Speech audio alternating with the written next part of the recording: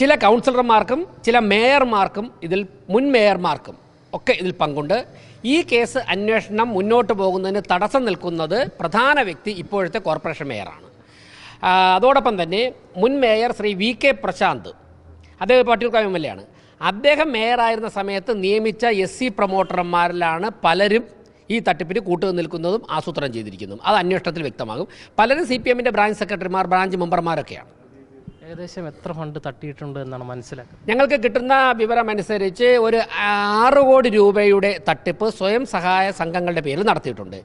3 കോടി രൂപയുടെ തട്ടിപ്പ് വ്യക്തിഗത ആനുകൂല്യങ്ങൾ ലഭിക്കുന്നതിൻ്റെ പേരിൽ തിരുവനന്തപുരം കോർപ്പറേഷൻ കേന്ദ്രീകരിച്ച് മാത്രം ഇപ്പോൾ ലഭ്യമായ അന്വേഷണങ്ങൾ, പോലീസ് അന്വേഷണത്തിൻ്റെ വെളിച്ചത്തിൽ മാത്രം പുറത്തു വന്നിട്ടുണ്ട്.